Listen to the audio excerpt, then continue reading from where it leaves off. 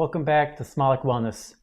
Today, we're taking a deep dive into the second pillar of our 5 pillars of total body wellness. And today we're talking about the anti-inflammatory diet. And so we're going to really go through this template that my wife and I have created over the past decade. As myself as a physician assistant, my wife as a pharmacist and a wellness clinician, we've seen, thousands and thousands of patients and tracking them as well as ourselves with different diets and how the labs turn out, how blood pressure comes down, how diabetes gets resolved, how patients end up feeling so much better with improved energy, improved sleep, improved gut issues, less fatigue, less brain fog. We've put together this kind of diet meal plan that we follow, and today I'm going to share it with you guys, and also share this a lot with my patients. So without further ado, let's dive in. The first thing that we'll talk about is our protein sources. Now, protein's important for so many reasons, but the main question is how much protein should we be eating today? Now, this varies, but the minimum is 0.5 grams of protein per pound of body weight, up to around 1 gram of protein per body pound. So for example, if you weigh 200 pounds, your minimum would be 100 grams of protein per day, up to 200 grams of protein per day. So at least do the minimum, but you can go up to kind of that maximum of the 200 if you're 200 pounds, and that will just kind of help with more fullness, reducing hunger. As far as like muscle growth, you're not going to see a huge difference between the two, but there could be a slight improvement from that. So that's kind of my basic recommendation. If you're not eating enough protein, at least start with counting your protein intake per day and hitting that goal. But the first, or if we go through kind of the different protein options, right, I got the legumes here, which is one of the best protein sources in the world, just because there's so many benefits to legumes. If you're kind of one of those that eat the beans and has some upset stomach, bloating, gas, things like that, what I would do is start small. So start with like a tablespoon a day and slowly increase it over time. Or you can do what I did, just eat a whole bunch every day. Typically after around the 2-month mark, maybe sometimes a little bit sooner or later, all those symptoms will go away. So by far, you need to be eating legumes. Other protein options include our chicken and turkey, which I put whole, right? Just buying the whole thing. Separated, which just means individually from a breast to a leg, thigh, whatever it may be. But the main point I probably want to point out is just trying to do organic. Typically, it'll be USDA organic verified, and pretty much what that means are just fed organic foods. If you can get them from some pasture raised company, that'd be even better, but at least try to do organic. The saying kind of goes, you are what you eat. So if you're eating an unhealthy chicken versus a healthy chicken, the healthy chicken will provide so much more nutrients and healthy fats to benefit your body, rather than the unhealthy chicken that will actually end up giving you those unhealthy nutrients. So try to do organic. Same thing with the beef, same concept. Is trying to do the 100% grass-fed, right? Not just grass-fed, but it needs to be 100% grass-fed, grass-finished. The other thing you can do is look for the verifications, the AGA or AGW verified, and you can kind of confirm that it is 100% grass-fed and grass-finished. Other ones include, right, fish and seafood, which I put on here, right? Wild caught, same concept. If they're farm raised versus wild caught is typically more healthy, has more beneficial fats to it, so try to do that. If you're one of those like, I hate seafood, I hate fish, that's fine. There's definitely some supplements I'll recommend. I'll put them down in the comments below. The fish oil that I would recommend, I would not recommend getting a fish oil over the counter. Next, you got your eggs. Again, try to do more pasture raised. Do you have to do pasture raised? Not necessarily. If you don't really eat a lot of eggs, it's very rare, then whatever egg is fine. But if you're one of those that eats, 2, 3, 4 eggs every single day or more, in order to really, compound the health benefit of it, buying the organic pasture raised If you're one of those that goes to Costco, they have, the organic pasture-raised eggs at a really great deal. So that's where we get ours. Otherwise, we might go to a local farm, or if you have raised your own chickens, that's awesome. One of the other ones, right, nuts and seeds, crazy beneficial. So if you're not, eating a few nuts and seeds every single day, you need to be. I put on here 1 ounce daily max, right? So while they are crazy beneficial, you don't want to overconsume, right? A lot of people like to snack too much and then kind of leads to difficult weight. Different nuts and seeds, right? Buy the raw, unsalted, right? Crazy important, raw, unsalted Brazil, macadamia, cashews, peanuts, pecans, walnuts, seeds. You got all your, flax seeds, hemp seeds, chia seeds. Incorporating a little bit of all of them is phenomenal, super beneficial, highly recommended. Right, so in summary, that is all your proteins. So I did forget, right, legume pasta, kind of here to the side. And that's if you don't really want to eat a lot of just beans all the time. Is our red lentil pasta, chickpea pasta. You can typically find any grocery store as well. And so instead of doing all of your bad pastas, which we will get to, you can do a healthier pasta like red lentil or chickpea pasta. Next we got is our vegetables. As you can kind of see here, eat a variety of colors as much as you can. This is just a small list, right? Broccoli, cauliflower, spinach, kale, mushrooms, bell peppers, onions, avocados, etc. Right? All vegetables are really good for you. The main point is really eating as, increasing a lot of vegetables, but eating a variety of colors. So each color provides a different nutrient, a different benefit for the body. There is a recommendation, try to eat between 20 and 30 just different types of fruits, vegetables, nuts, and seeds per week. So 20 to 30, it sounds like a lot, but if you can add 10 to 15 quickly in a salad, but trying to rotate through as many as you can that will only benefit your health, your gut, your body, and any medical problems. I do have on here, right, if you're wanting rice, cauliflower rice is always a safe option for anybody.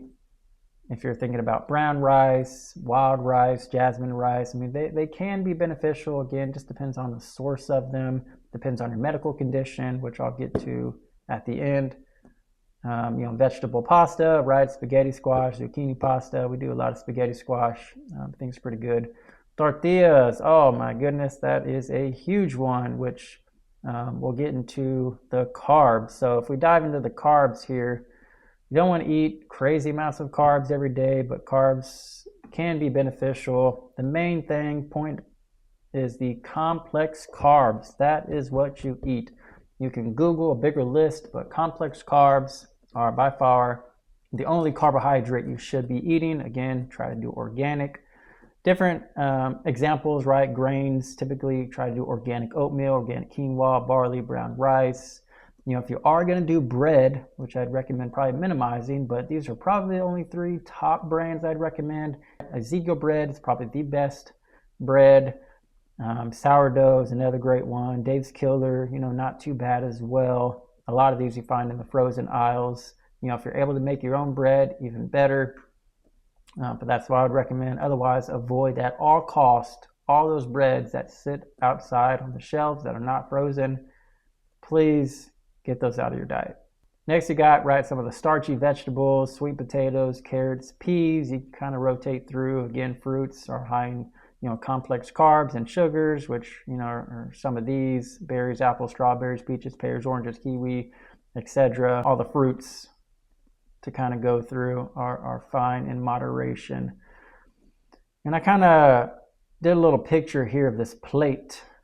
And that's kind of what you can think about, right? How much protein should I eat if I look at a plate? Well, about that much protein, about that much vegetables, about that much carbs, right? So high protein, high vegetables, low carb, round about how you should be doing it in general. So, the last thing I forgot to talk about, right? Can't forget those tortillas that everybody seems to love where I live. So if you are doing tortillas, again, same concept. Try not to buy it on the shelves out in room tip air, try to go to the frozen aisle. That's where you'll see the siete, almond, or cassava tortillas. So those are pretty safe. Yes, obviously some of these are a little bit more expensive, but it's definitely cheaper in the long run. So you maintain good health rather than if you eat unhealthy because it's more affordable. But then when you get older, you're going to spend all your money on health insurance and prescription medications and labs. And I see this all too often. So try to invest in your health now because it will pay off in the future. And we'll go through some of these other things, right? Water, which I talked about a lot in other videos. You know, if you can, half your body weight in ounces of water. So, right, for example, 200 pounds is 100 ounces of water. Sweeteners, which is a crazy important point. You know, so many things include sugar in it, and then everybody, these companies like to trick you with, you know, a zero sugar diet, and then they add all these artificial sweeteners in there. And so you try to avoid those at all cost. You know, only sugar you should be eating is what you add to your own food or drinks. So if you are going to do sweeteners, right, I have monk fruit extract. Yes, they do have these at the grocery stores, but often you have to be careful because they add artificial sweeteners just to make it cheaper. And so a lot of times you'll see monk fruit with erythritol or stevia with erythritol. And so try to avoid those. Sometimes, just like us, we have to buy this online from a special company where it's just monk fruit extract, 100%, nothing else, which is what we use and we love. All you need is a tiny, tiny bit in your, you know, green tea, black tea, coffee, and it does the trick. And it's phenomenal and super healthy for you. Stevia is the other one. Raw honey, if you are doing raw honey, typically try to get that, again, unprocessed. Try to do it from a local farm if you can. Oils, the only oils you should ever use typically is extra virgin olive oil or avocado oil. Occasionally peanut oil if you have to for doing certain frying something, but we really recommend against frying anything. Always bake, grill, you know, pan sear. Anything really. So just try to stick with those two oils if you can.